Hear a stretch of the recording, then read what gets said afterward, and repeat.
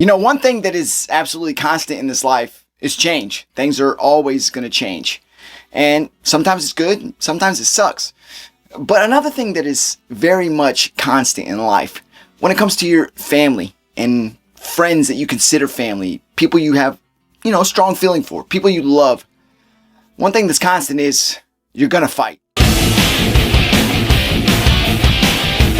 What is going on, everybody? Welcome back, music lovers, especially my rock music lovers. That's right. Welcome back for another one. So listen, when it comes to the band Jane's Addiction, we know that, the most amazing thing happened, a few months back. The original lineup announced that they were going to get back together and go on tour. Now, Jane's Addiction did release The Great Escape Artist in 2011, but the actual, real, original lineup, Stephen Perkins, Eric Avery, Dave Navarro, Perry Farrell, those guys hadn't actually recorded anything together as a group since 1990's Ritual de lo Habitual. Now, album is a classic album. I have done a video on that album. That is just, it's one of the most amazing things from the 90s. And in my opinion, very much underrated. Doesn't mean that people forgot about it or doesn't still got a love. I just don't think it got as much love as it could have. But nonetheless, when we got the news that the original lineup was getting back together and they were going to go out and tour on the road, giving people a chance to go see that original Jane's Addiction lineup, it was the most amazing thing. It was like music to my ears, and I'm sure millions of other people's around the world. But, the thing is, these guys, they're older now, and they were together since the 80s. So you start out as young kids, man, you're living the dream. But when it comes to all dreams, eventually you're going to wake up. So the guys from Jane's Addiction started their tour in May 29th. They were started in London, England. And you fast forward to a few days ago, September 13th, they would find themselves in Boston, Massachusetts. Now, while they were performing in Boston, Massachusetts that night, while they were on stage, what happened?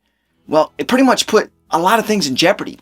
The rest of the tour, maybe, a long-standing friendship of, more like family, and just the way people look at the band. Well, not much the band, more so frontman Perry Farrell. While the guys from Jane's Addiction were on stage in Boston, Massachusetts, they started the song Oceansides. As they began to play it, a couple things happened there. One, there seemed to be some issues with Perry Farrell, maybe some audio issues, but if that was it, then that's not a big enough reason for what came next. And several people posted on social media what they were witnessing at that moment. Because basically you saw Perry Farrell approach guitarist Dave Navarro and seemingly telling him, "Fuck you." And then he threw a punch at him. And then he started hitting him with his shoulder. And you could see clearly Dave Navarro was very much confused, like, what the fuck's going on? What are you doing?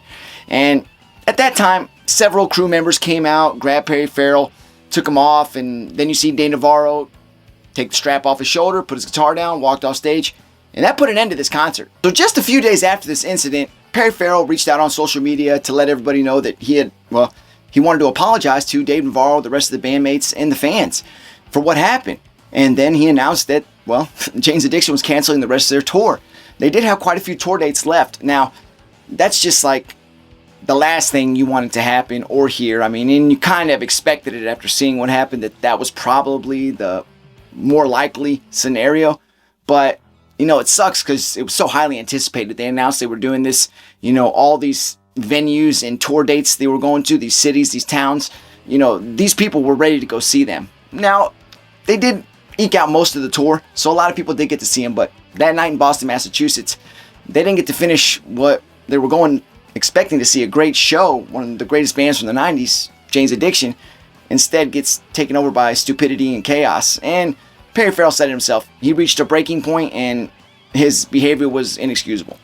Now, I'm sure there'll be a lot more going on behind the scenes, but what happened that night and what ensued is just really sucks for us, the fans. So when you see something like that, like I said before, you fight with your family. You fight with your close friends. There might be a tight bond there and a lot of love.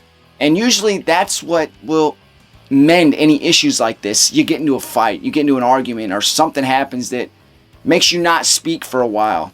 That love will usually bring you back together, one way or another. And that's kind of what, at least myself, thinks this situation will eventually get to that point. Now, you got to realize, think about it. How many people have you known for 40 plus years, had a tight bond with, done some shit that kept y'all close together for long periods of time where you were always around each other. And how many people like that do you have in your life? See, when you think about that and realize you do have those people, you do get into a fight with them. You get pissed off and you get to a point where you do something stupid to them and it's really not necessary and kind of uncalled for. You know, you're probably the one at fault, but eventually you more than likely get to that point where, okay, you mend that. Now, I feel like this will happen. I mean, these guys have been together so damn long. They're part of one of the most historic bands from the 90s. They've done some amazing things. They're just looked at as, well, they put on a high pedestal as far as bands from the 90s that deserve respect, should get the respect, and have earned that respect. Now, I don't know what to say about what was going on in Perry Farrell's mind. I'm sure he had to have a lot going on up there. If he says he hit a breaking point, then he must have had some shit going on. Now, there's other people that have said it was definitely audio issues. He couldn't hear. Sorry, I just hit my arm. He couldn't hear. When the song started, all he heard was the instruments. He had to scream very loud to even get people to hear his voice. He said that just pushed him. And whatever else he had going on. But in the end, I think that when you have those relationships, you have that tight bond, you have those years of camaraderie, friendship, and love. You know, in Dave Navarro's case, I think there'll be a point where he's going to look at Perry Farrell and say, hey man, that wasn't cool whatsoever, but whatever he had going on, I can understand. I'm sure he has his own shit going on. Avery, Perkins, they're all human. We all have our stuff in our lives that, well, gets us to that breaking point sometimes. And we kind of, you know, may not admit it or might not want to admit it, but we'll do some things that we're not proud of. In this case, I'd like to say I guarantee Perry Farrell is not one bit proud of what he did that night in Boston, Massachusetts, when you had a arena full of people there that are your fans. Some may have been fans since the beginning. You might have new fans in there. For those fans, they're probably like, what the hell am I looking at? Then the older fans, it's like, man, you waited so long. You anticipated the original lineup getting back together and being able to go see them live. Because sometimes that never happens. You know, you lose original members. They might continue on. You know, you get a new guitarist. The original's gone. You're still going to go see that band and you want to hear those songs. But there's nothing like seeing the original lineup that you fell in love with. The one that made history together. In this case, you had it. That night, September 13th, Boston, Massachusetts. But you've seen that humanity took over. Sometimes you don't know what's going on in people's mind. I don't care if you're a celebrity. I don't care if you're a politician. Whatever you are. You're human and you're going to have those moments in life. Perry Farrell had one of those moments. But I just thought it was crazy. It was like, every time we see a crazy headline, we try to wrap our head around what we're reading. In this case, also what we're seeing. And make sense of it. I don't think there was much to make sense of in this case. So I guess from here on out, we'll have to kind of see where this goes with Jane's Addiction. It was a bad look and a bad situation all around. For the guys, I hope that they can get to a point where they can, you know, talk about it, get over it.